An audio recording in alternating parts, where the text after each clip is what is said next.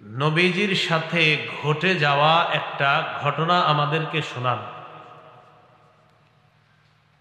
আন্না মাইজ ইবনে মালিক আল-আসলামি রাদিয়াল্লাহু তাআলা আন আতা রাসূলুল্লাহ সাল্লাল্লাহু আলাইহি ওয়াসাল্লাম। মাইজ ইবনে মালিক আল-আসলামি রাদিয়াল্লাহু তাআলা আন আল্লাহ রাসূল সাল্লাল্লাহু আলাইহি ওয়াসাল্লামের কাছে আগমন করলেন। মাইজ ইবনে মালিক বলে, ইয়া রাসূলুল্লাহ, ইন্নী যালামতু নাফসি অথবা লাকাদ যালামতু নাফসি জানাইতু। ইয়া রাসূলুল্লাহ, আমি নিজের উপর জুলুম করেছি, আমি ব্যভিচার করেছি, আমি জিনা করেছি, নাউযুবিল্লাহ। ওয়া ইন্নী উরিদু আন তুতাহহিরানি, আমি চাই আপনি আমাকে পবিত্র বানায় দেন। আমি ব্যভিচার করেছি, ব্যভিচারের মাধ্যমে আমি অপবিত্র হয়ে গিয়েছি, আমি এই অপবিত্রতা থেকে পবিত্র হতে চাই, আপনি আমাকে পবিত্র বানায় দেন, আমি পবিত্র অবস্থায় আখিরাতে যেতে চাই। ফারাদ্দাহু রাসূলুল্লাহ সাল্লাল্লাহু আলাইহি ওয়াসাল্লাম, আল্লাহ রাসূল তাকে ফিরিয়ে দিলেন। না, তুমি এই কাজ করো না, যাও।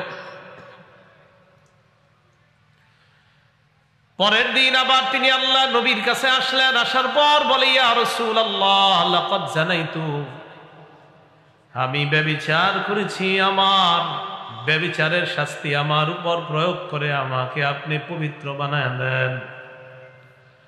ফারাদ্দাহু সানিয়া, আল্লাহ নবী তাকে দ্বিতীয় দিন আবার ফিরিয়ে দেয়। না, তুমি এটা করো নাই, যাও। ফারসালা রাসূলুল্লাহ সাল্লাল্লাহু আলাইহি ওয়াসাল্লাম ইলা কওমিহি, আল্লাহ নবী ওই মাইজ ইবনে মালিকের এলাকায় লোক পাঠাইলেন।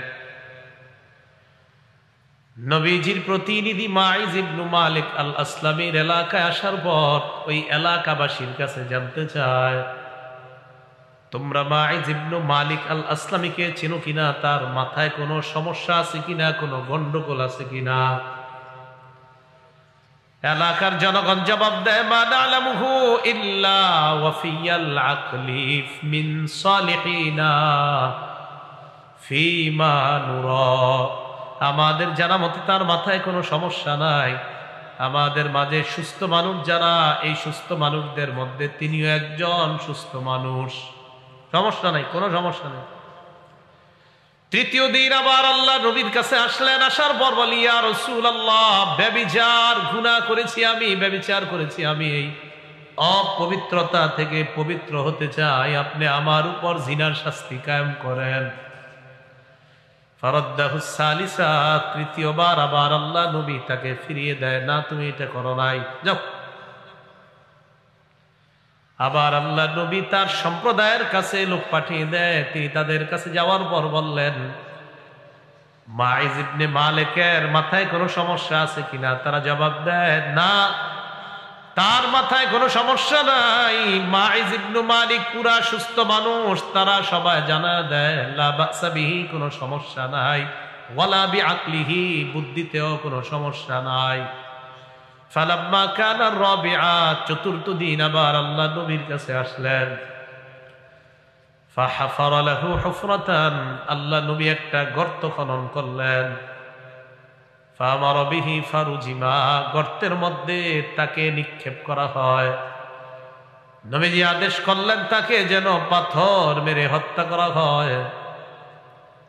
মাইজ ইবনে মালিক গর্তের মধ্যে ওই মাইজকে পাথর মেরে জিনার শাস্তি প্রয়োগ করা হয়, অপবিত্রতা থেকে পবিত্র করার ব্যবস্থা হয়ে যায়। এই হাদিসে আসছে। ফাজাআতিল গামিদিয়া, গামিদিয়া গোত্রের এক নারী আল্লাহ নবীর কাছে আসছে। আসার পর বলে, ইয়া রাসূলুল্লাহ, আমি ব্যভিচার করেছি। আগে আসছে পুরুষ, এবার একজন নারী এসে কয়, ইন্নী জানাইতু ফাতাহহিরনি ইয়া রাসূলুল্লাহ, আমি ব্যভিচার করেছি, আপনি আমাকে পবিত্র করেন। ইন্নাহু রাদ্দাহা, আল্লাহ নবী তাকে ফিরিয়ে দিলেন। ফালাম্মা কানা মিনাল গাদি, পরের দিন আবার ওই নারী আল্লাহ রাসূলের কাছে আসলেন। আসার পর নারী আল্লাহ নবীকে বলে, ইয়া রাসূলুল্লাহ লিমা তারুদ্দুনি, কেন আপনি আমাকে বারবার ফিরিয়ে দেন? লাআল্লাকা আন তারুদ্দানি কামা রাদাত্তা মাইজা, মনে হয় মাইজকে আপনি যেইভাবে বারবার ফিরিয়ে দিচ্ছেন এই কারণে আপনি আমাকেও বারবার ফিরিয়ে দেন। হুজুর আমারে আপনি এতবার ফিরিয়ে দেন কেন? আপনি কি মাইজ ইবনে মালিককে যেমনি ফিরিয়ে দিচ্ছেন আমাকে ওরকম ফিরিয়ে দিচ্ছেন? এবার আল্লাহ রাসূল সাল্লাল্লাহু আলাইহি ওয়াসাল্লামকে ওই নারীটা বলে, ওয়াল্লাহি ইন্নী লাহুবলা, ইয়া রাসূলুল্লাহ আল্লাহর কসম ব্যভিচার করার কারণে আমি গর্ভবতী। হুজুর আর কি প্রমাণ চান? আমি গর্ভবতী হয়ে গিয়েছি ব্যভিচার করার কারণে, এইটাই তো সবচেয়ে বড় প্রমাণ। হুজুর আর কি প্রমাণ চান বলেন? নবীজি বললেন, তাই নাকি? হ্যাঁ। নারীর এই অপরাধটা আপনারা খেয়াল না করে এটা খেয়াল করেন তার আখেরাতের কত ফিকির, যে তিনি আখেরাতে পবিত্র অবস্থায় যাওয়ার জন্য নবীজির কাছে স্বীকার করে ফেলতেছে যে ব্যভিচারের কারণে আমার পেটে এখন সন্তান। হুজুর এটাই সবচেয়ে বড় দলিল, আমি যে অপরাধ করছি আমাকে আপনি শাস্তি দিয়ে এই অপরাধ থেকে আপনি আমাকে পবিত্র করার ব্যবস্থা করুন। তো নবীজি বললেন, ফাইম্মা লা হাত্তা তালি দি, ঠিক আছে বুঝতে পারছি, এখন শাস্তি প্রয়োগ করা যাবে না, তুমি যাও, সন্তান হবে তারপর আইসো, পেটে তো সন্তান, সন্তান হবে তারপর আইসো। তিনি চলে গেলেন। ফাওয়ালাদাতহু, সন্তান জন্ম দিলেন। ফাতাতহু বিসসাবিয়্যি ফি খিরকাতিন, নবীজির কাছে সন্তানটাকে কোলের মধ্যে নিয়ে আসছে, একটা কাপড়ের মধ্যে করে ওই সন্তানকে আল্লাহ নবীর সামনে নিয়ে আসছে। নবীজির কাছে আনার পর আল্লাহ নবীকে বললেন, ইয়া রাসূলুল্লাহ হাযা ক্বাদ ওয়ালাদতুহু, এই যে সেই সন্তান, এই সন্তানকে আমি জন্ম দিয়েছি। ব্যভিচার করার কারণে যেই সন্তান আমার পেটে এসেছে সেই সন্তান, এই সন্তান আপনার কাছে নিয়ে আসলাম, আর কি সাক্ষী চান? নবীজি বললেন, এখন না, যাও, আরদিহি হাত্তা তাফতিমিহি, দুধ পান করাও, দুধ ছাড়া অনুরাগ পর্যন্ত শাস্তি হবে না, যাও। শিশুকে নিয়ে গেছে, দুধ পান করাইছে। মহিলা চিন্তা করতেছে এবার গেলে যে নবী আবার কি কয়। এবার আল্লাহ নবীর সামনে বাচ্চাটাকে নিয়ে আসছে, এমন অবস্থায় ফিয়াদিহি কিসরাতু খুবজিন, রুটির একটা টুকরা হাতের মধ্যে ধরায়া দিছে। নবীজির সামনে আসলেন, আসার পর বললেন, ইয়া রাসূলুল্লাহ এই যে দেখেন আমার সন্তান কদ আকালাল খুবজা, রুটি খাইতে পারে, এখন দুধ না খাইলেও চলবে, হুজুর আমার শাস্তিটা আপনি দিয়ে দেন। নবীজি আদেশ করলেন। আদেশ করার পর হুফিরা লাহা ইলা সাদরিহা, তার বুক পর্যন্ত তার জন্য গর্ত খনন করা হয়। গর্তের মধ্যে নারীকে গর্তের মধ্যে ঢুকিয়ে দিয়ে আমার নাস ফারাজামুহা, নবীজি মানুষকে বললেন তাকে যেন পাথর মারে। মানুষ তাকে পাথর মারা শুরু করছে। ইউকবিলু খালিদ ইবনুল ওয়ালিদ রাদিয়াল্লাহু তাআলা আন বিহাজারিন ফারামা রাসাহা, খালিদ ইবনুল ওয়ালিদ রাদিয়াল্লাহু তাআলা আন একটা পাথর এনে ওই নারীর মাথা বরাবর মারছে। ফাতানাদ্দাহা দামু আলা ওয়াজহি খালিদিন, নারীর শরীর থেকে একটু রক্ত ছিটকে খালিদ ইবনুল ওয়ালিদের মুখের মধ্যে পড়ে যায়। খালিদ ইবনুল ওয়ালিদ রাগ হয়ে সাব্বাহা, ওই নারীকে একটা গালি দিছে। কারে? যারে শাস্তি দিতেছে, যাকে শাস্তি দেওয়া হচ্ছে তাকে একটা গালি দিছে খালিদ। কেন? তোমার মতো নারীর রক্ত আমার শরীরে আছে। ফাসামিআ নবী সাল্লাল্লাহু আলাইহি ওয়াসাল্লাম সাব্বাহু ইয়াহা, নারীকে যে গালিটা দিয়েছে এই গালিটা আল্লাহর নবী শুনে ফেলছে। নবীজি বললেন, মাহলান ইয়া খালিদ, খালিদ একটু থামো। লাকাদ তাবাত তাওবাতান লাউ তাবাহা সাহিবু মাকসিন লাগুফিরা লাহা, এই নারী এমন একটা তওবা করছে, বান্দার হক বিনষ্টকারীরাও যদি এমন একটা তওবা করতে পারতো, লাগুফিরা লাহা, তাদের অপরাধ আল্লাহ মাফ করে দিতেন। সুবহানাল্লাহ। তুমি থামো খালিদ। তাহলে ওই নারী আর মাইজ ইবনে মালিক তাদের দুইজনের আখেরাতের এত বেশি ফিকির ছিল, যার কারণে নবীজির কাছে এসে বলতেছে, আমাদেরকে পবিত্র করেন, আমরা ব্যভিচার করেছি, আমাদেরকে আপনি শাস্তি দিয়ে পবিত্র করার ব্যবস্থা করেন। এটা হলো আখেরাতের ফিকির। আল্লাহ আমাদের সকলকে আখেরাত মুখী হওয়ার তৌফিক দান করেন, আমিন। তো এটাই আল্লাহ বলছেন, ওয়াসিকাল্লাযীনা ইত্তাকাউ রাব্বাহুম ইলাল জান্নাতি যুমারা, যারা তাদের রবকে ভয় করেছে, তাকওয়া অবলম্বন করেছে, তাদেরকে টানতে টানতে দলে দলে কিয়ামতের ময়দানে তাদেরকে জান্নাতের দিকে নেওয়া হবে। হজের ভাষণে আল্লাহ রাসূল দাঁড়াইলেন, দাঁড়িয়ে সাহাবাদের উদ্দেশ্যে একটা ভাষণ দিলেন। عن جابر بن عبد الله رضي الله تعالى عنه قال قال رسول الله صلى الله عليه وسلم, জাবির ইবনে আব্দুল্লাহ রাদিয়াল্লাহু তাআলা আনহুর বর্ণনা, আল্লাহর নবী বলেন, ইয়া আইয়ুহান নাস ইন্না রাব্বাকুম ওয়াহিদ, হে মানুষ তোমাদের রব একজন, ওয়া ইন্না আবাকুম ওয়াহিদুন, তোমাদের বাবা একজন, আলা লা ফাদ্দালি আরাবিয়্যিন আলা আজমিয়্যিন ওয়ালা লি আজমিয়্যিন আলা আরাবিয়্যিন ওয়ালা লি আহমার আলা আসওয়াদ ওয়ালা লি আসওয়াদ আলা আহমার ইল্লা বিত্তাকওয়া। নবীজি বলেন, শোনো, আরবের উপর অনারবের, অনারবের উপর আরবের, সাদার উপর কালো, কালো মানুষের উপর সাদা বা লাল মানুষের কোনো শ্রেষ্ঠত্ব নাই। তবে তাকওয়ার মাধ্যমে একটা মানুষ আল্লাহর কাছে মর্যাদাবান হয়ে যায়। আল্লাহ বলেন, ইন্না আকরামাকুম ইনদাল্লাহি আতকাকুম, তোমাদের মধ্যে আল্লাহর কাছে সবচেয়ে সম্মানিত এই ব্যক্তিটা, যে ব্যক্তিটা আল্লাহকে সবচেয়ে বেশি ভয় পায়। আরবের কোন মানুষ, সেটা অনারবের হোক, আরবের হোক, সেটা কালো মানুষ হোক, সাদা মানুষ হোক, লাল মানুষ হোক, এতে আল্লাহর কাছে কোনো মর্যাদা হয় না। তিনি কি আরবের না অনারবের, তিনি কি কালো নাকি তিনি সাদা, না। নবী বলেন, যার তাকওয়া হবে, সে কালো হোক আর সাদা হোক, সে আরবের হোক আর অনারবের হোক, সে টাকাওয়ালা হোক টাকা ছাড়া হোক, তাকওয়া আছে তো আল্লাহর কাছে সবচেয়ে সম্মানিত হয়। এটা আল্লাহ বললেন, ওয়াসিকাল্লাযীনা তাকাউ রাব্বাহুম, যারা তাদের রবকে ভয় করে তাদেরকে আল্লাহ ফেরেশতারা টানতে টানতে জান্নাতের দিকে নিয়ে যাবে। তো জান্নাতের সামনে নিয়ে যাবে কাদেরকে? যারা তাকওয়া অবলম্বন করে। তাকওয়া থাকে কই বলেন? কলবে। তাকওয়া কই থাকে বলেন? কলবে। আল্লাহ মুসলিম শরীফের 2564 নাম্বার হাদিসের বর্ণনা, 2564, মোট হাদিস সংখ্যা হবে 3033টা। قال رسول الله صلى الله عليه وسلم, নবীজি বলেন, লা তাহাসাদু, তোমরা পরস্পর হিংসা করবা না, ওয়ালা তানাজাসু, তোমরা পরস্পর ধোঁকাবাজি করবা না, ওয়ালা তাবাগজু, পরস্পর বিদ্বেষ পোষণ করবা না, ওয়ালা তাদাবারু, একে অপরের ক্ষতি করার জন্য আড়ালে শত্রুতা করবা না। সামনাসামনি দেখা হইলে চা খাওয়া হয়, পিছনে পিছনে তারে বাস দিতে চায়, আছে না নাই? সামনে চা খাওয়া, পিছনে পিছনে তার ক্ষতি করতে চায়। বাস দিতে, এই শব্দটা ঠিক হয় না আমার বলা, এই শব্দটা আমি উঠাই নিচ্ছি। বাস দেওয়া শব্দ এগুলা ভালো শব্দ না।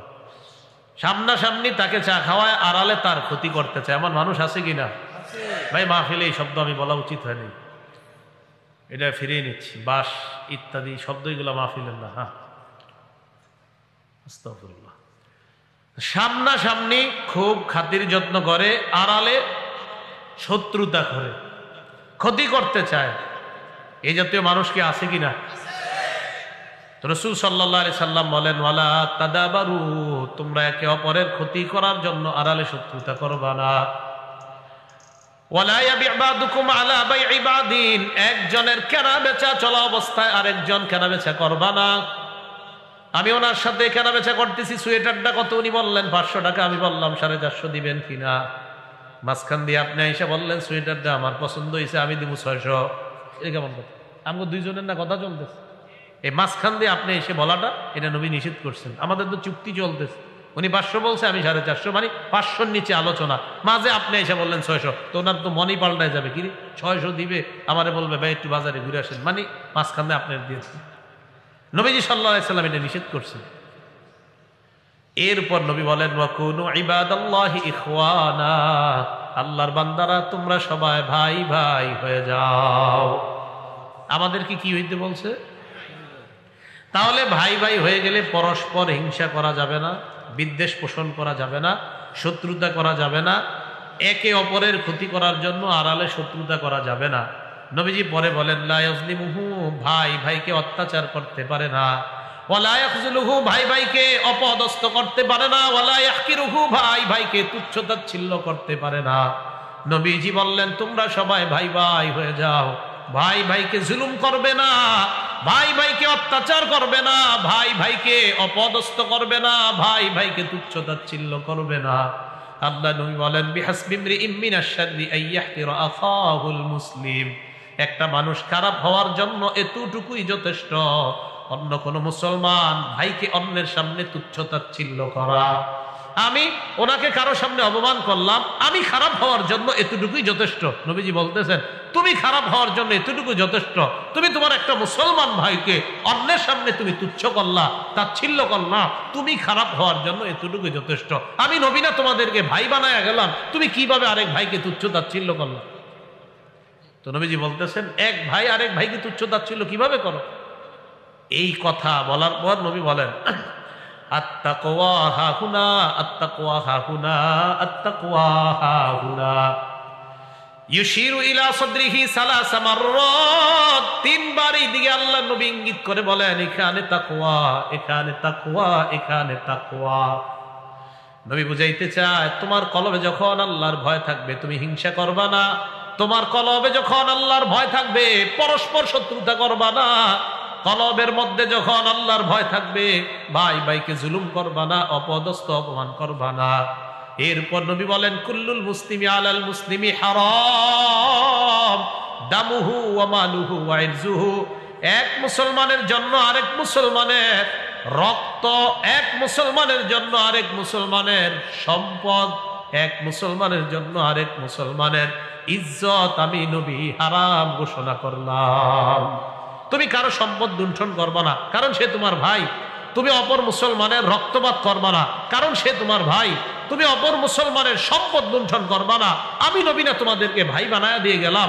তুমি অপর মুসলমানের ইজ্জত কারো সামনে নষ্ট করবা না, আমি নবী না তোমাদেরকে ভাই বানায়া দিছি, তুমি কিভাবে তার ইজ্জত নষ্ট করবা? তো এই জন্য নবী বলেন এখানে তাকওয়া, এখানে তাকওয়া, এখানে তাকওয়া। যখন তাকওয়া থাকবে তখন আরেক মুসলমানের সাথে মুসলমানের এই অধিকারগুলা সংরক্ষণ করা সহজ হয়ে যাবে। বুখারীর ৬৭ নাম্বার হাদিসের বর্ণনা, হজের সময় রাসূল সাল্লাল্লাহু আলাইহি সাল্লাম কাদা আলা বাঈরিহি, ওটের পিঠের উপরে নবীজি সাল্লাল্লাহু আলাইহি সাল্লাম বসলেন, ওটের পিঠে। আমসাকা ইনসানুন বিখিতামিহি আও বিজিমামি, একজন সাহাবী আল্লাহ রাসূলের ওটের লাগাম ধরে আছে। লাগাম বুঝছেন তো? হ্যাঁ রশি, কি সুন্দর কথা কইছেন, রশি, রশিটা ধরে রাখছে। আমরা গরু রাখি, ছাগল রাখি না, এরকম এরকম ধরে রাখছে।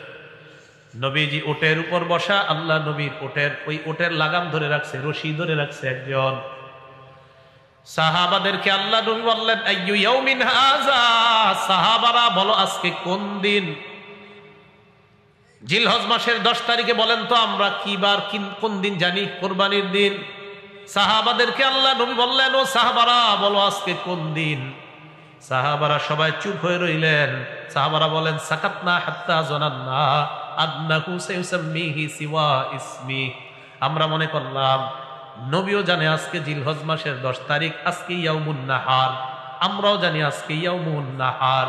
আল্লাহ নবী মনে হয় আজকের দিনের নামটা পরিবর্তন করে অন্য কোনো নাম রাখবে, তাই আমরা চুপ রইলাম। আমরা চুপচাপ। প্রশ্ন করার পর নবী এবার নিজের থেকেই বললেন আলাইসা ইয়াউমান নাহরি, আজকে কি ইয়াউমুন নাহার না, কুরবানির দিন না?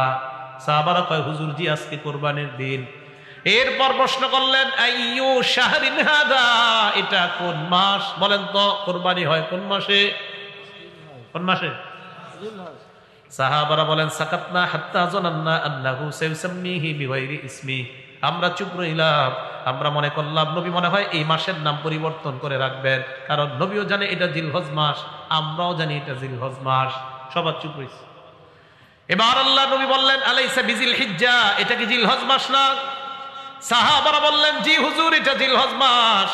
আল্লাহ নবী বললেন, সাহাবারা শোনো, ইন্না দিমাআকুম ওয়া আমওয়ালাকুম ওয়া আ'রাদাকুম হারামুন বাইনাকুম কাহুরমাতি ইয়াউমিকুম হাযা ফি শাহরিকুম হাযা ফি বালাদিকুম হাযা। আল্লাহ নবী বলেন, যেমনি ভাবে এই মক্কা সম্মানিত, জিলহজ মাস সম্মানিত, আজকে জিলহজের দিন যেমন সম্মানিত, তেমনি ভাবে আমি নবী তোমাদের জন্য এক মুসলমানের রক্ত অপর মুসলমানের কাছে, এক মুসলমানের সম্পদ অপর মুসলমানের কাছে, এক মুসলমানের ইজ্জত আর এক মুসলমানের কাছে এই মক্কার সম্মানের মতো আমি সম্মানিত বলে ঘোষণা করলাম। মক্কা যেমন সম্মানিত, মুসলমানের রক্ত তোমার কাছে তেমন সম্মানিত। মক্কা যেমন সম্মানিত, মুসলমানের সম্পদ তেমন সম্মানিত। মক্কা জিলহজ মাস আর জিলহজের 10 দিন যেমন সম্মানিত, এক মুসলমানের ইজ্জত তুমি মুসলমানের কাছে আমি নবী এমন সম্মানিত ঘোষণা করে গেলাম। তো নবী বলেন, এটা তখন সম্ভব হবে এখানে যখন তাকওয়া থাকবে। কি থাকবে? আল্লাহর ভয় যখন থাকবে, তখন রাতের আড়ালে, রাতের অন্ধকারে এক মুসলমান আরেক মুসলমান ভাইয়ের প্রজেক্টে বিষাক্ত কিছু ছেড়ে দিবে না তার মাছগুলা নষ্ট করার জন্য, যখন তার মাঝে আল্লাহর ভয় থাকবে। ভাই কথাগুলো বুঝে আসছে? তাহলে প্রথম অংশ বুঝলাম আমরা, ওয়াসিকাল্লাযীনা তাকাউ রাব্বাহুম, যারা তাদের রবকে ভয় করে তাদেরকে টেনে টেনে জান্নাতের দিকে নেওয়া হবে কিয়ামতের মাঠে।